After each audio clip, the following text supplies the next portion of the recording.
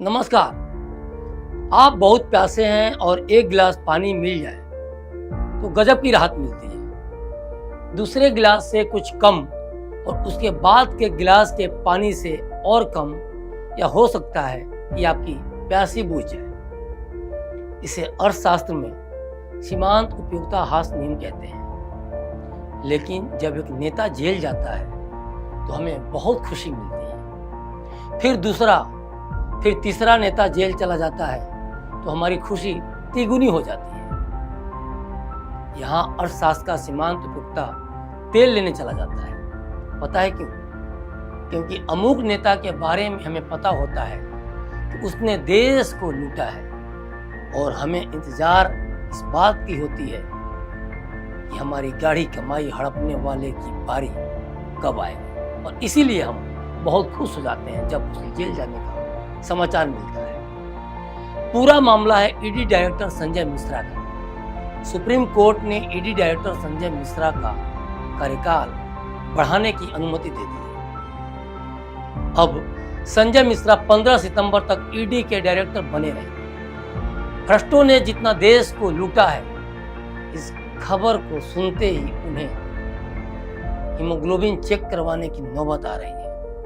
आने वाले समय में कहां ब्लॉकेज की शिकायत होगी, ये तो वही जाने। भले समझते हैं कि संजय मिश्रा का कार्यकाल बढ़ाया जाना देश ही नहीं, वैश्विक फलक पर भी देश की शान बढ़ाने के लिए कितनी जरूरी थी, और इसे सुप्रीम कोर्ट ने भी जनहित में माना है। जबकि विपक्ष और कुछ एजेंडाधारी पत्रकारों ने इस बात को घुमाने में तनिक भी देर नहीं की कि ईडी का कार्यकाल बढ़ाने की वकालत करना केंद्र सरकार की मनमानी है, ताकि वो जनता को इस तरफ से गुमराह कर सकें कि देश के टैक्स पेयर्स के पैसों को लूटने वाले उनके भ्रष्ट नेताओं के गले की फांस बने ईडी से उनको बचाया जा सके। सुप्रीम कोर्ट में सॉलिसिटर जनरल ने कहा, ईडी द्वारा अपने निर्देशों व सुझावों की पालना की एफएटीएफ समीक्षा कर रही है और संजय मिश्रा 2020 से इस प्रक्रिया में शामिल है। जांच प्रणाली की समीक्षा 5 राउंड में होती है। भारत 4 राउंड पूरे कर चुका है। 5वें राउंड में एफएटीएफ का प्रतिनिधिमंडल 3 हफ्ते के लिए नवंबर में भारत आने वाला है। संजय मिश्रा के समय भारत ने सभी राउंड क्लियर किए हैं। नए अधिकारी के लिए यह प्रक्रिया और जानकारी समझ पाना इतना आसान नहीं, इसलिए उनका पद पर बने रहना बहुत जरूरी है। तो ये थे सॉलिसिटर जनरल की स्टेटमेंट जो उन्होंने सुप्रीम कोर्ट में दी। सोचिए और समझिए कि संजय मिश्रा का पद पर बने रहना कितना जरूरी है। आपने और हमने देश को मजबूत करने के लिए वोट दिया है। हम नहीं समझेंगे तो कौन समझेगा? विपक्ष को तो सत्ता से बेदखल किया है हमने, वो तो हमें गुमराह करेगा ही। विपक्ष संजय मिश्रा के कार्यकाल बढ़ाने को लेकर यूं ही चिंतित नहीं है। विपक्ष को पता है कि देश को लूटने वालों के लिए, भ्रष्टों के लिए काल है संजय मिश्रा। ये वही संजय मिश्रा हैं जिन्होंने राणा कपूर से जुड़े यस बैंक मामले की जांच को लीड किया था। उन्होंने आईसीआईसीआई बैंक की पूर्व सीईओ चंदा कोचर के पति दीपक कोचर के भी जांच की मंजूरी दी थी। संजय मिश्रा की जांच के खौफ के कारण भगोड़े विजय माल्या अभी तक फरार है। अगस्ता वेस्टलैंड हेलीकॉप्टर घोटाला मामले के मुख्य आरोपी क्रिश्चियन मिशेल जेम्स को भारत लाने में संजय मिश्रा ने बेहद ही महत्वपूर्ण भूमिका निभाई थी। संजय मिश्रा ने मीडिया हाउस एनडीटीवी और यंग इंडिया के खिलाफ भी जांच की। यंग इंडिया गांधी परिवार द्वारा संचालित एक संगठन है जो नेशनल हेराल्ड अखबार का मालिक है। नेशनल हेराल्ड केस को ईडी डायरेक्टर संजय मिश्रा ने ही लीड किया था। इस मामले में कांग्रेस नेता राहुल गांधी से पूछताछ की जा चुकी है और समय समय पर सोनिया गांधी से भी पूछताछ हो रही है। राहुल गांधी इस मामले में जमानत पर चल रहे हैं। इसके अलावे आईएनएक्स मीडिया केस की भी जांच संजय मिश्रा कर रहे हैं, जिसमें पूर्व वित्त मंत्री पी चिदम्बरम और उनके बेटे कार्तिक चिदम्बरम पर केस दर्ज है। 3600 करोड़ रुपए का वीवीआईपी चौपर स्कैंडल भी उनकी जांच लिस्ट में है। वहीं जम्मू कश्मीर के 2 पूर्व मुख्यमंत्रियों फारूक अब्दुल्ला और महबूबा मुफ्ती पर भी मनी लॉन्ड्रिंग का केस संजय मिश्रा की जांच के दायरे में है। कर्नाटक कांग्रेस के प्रदेश अध्यक्ष DK शिव कुमार का मनी लॉन्ड्रिंग का केस भी उन्हीं के पास है। इसके अलावे दिल्ली के स्वास्थ्य मंत्री सत्येंद्र जैन का केस भी उनके टेबल पर है। शरद पवार, संजय राउत, रॉबर्ट वाड्रा, अनिल देशमुख, सेंथिल बालाजी और हेमंत सोरेन जैसे कई दिग्गज नेता भी ईडी के रडार पर हैं। फ्रांस से लाए गए HSBC दस्तावेजों से खुफिया जानकारी जुटाने का श्रेय भी संजय मिश्रा को दिया जाता है। इन्हीं दस्तावेजों से भारत के बिजनेस घरानों के विदेशों में अकाउंट का खुलासा भी हुआ। इस बैंक के खाता धारकों पर आरोप है कि अघोषित आय छिपाने के लिए विदेशी बैंकों में उन्होंने पैसा जमा कराया। आपने अभी बड़ा से बड़ा नाम सुना, सब एक से बढ़कर एक कथित देशभक्त, जनता के सेवक, फिर भी भ्रष्टाचार में नाम। ईडी इनके पीछे पड़ी है। केंद्र सरकार जानबूझकर इनको फंसा रही है। इन्होंने तो कुछ गलत किया ही नहीं। कुछ बचा है बोलने को या सुनने को कि क्यों संजय मिश्रा से भ्रष्ट नेताओं को परेशानी है, क्यों इनके पेट में दर्द है, क्यों इनका मन मोर की तरह नहीं बल्कि सुनामी की तरह नाचने लगा है। मोदी को मिश्रा से जोड़ दो, मिश्रा को मोदी से जोड़ दो। यही देशभक्ति है, यही जनता की सेवा है, या ये गद्दारी है, जनता को गुमराह करना है। याद है आपको, जब दूसरी बार मोदी सरकार को जनता ने बहुमत से जिताकर सरकार में भेजा तो कितने घरों में मातमनी थी जो नहीं चाहते थे कि दोबारा मोदी चुनकर सत्ता में आए। वे हार्ट के मरीज हो गए। दिल के किसी कोने में कल तक ब्लड फ्लो सही नहीं था, अब पूछ कर चल रहा है कि फ्लो सही रखूं या मरने का मन कर रहा है नेताजी। तीसरी बार मोदी सरकार सत्ता में आती है तो ब्लड ही नहीं रहेगा तो फ्लो कहां से होगा। और भ्रष्ट नेताओं को इसी बात से डर है कि सब दबोचे जाएंगे। ऐसा नहीं कि ईडी के गठन के बाद से ही संजय मिश्रा ईडी के डायरेक्टर के पद पर बैठा दिए गए थे।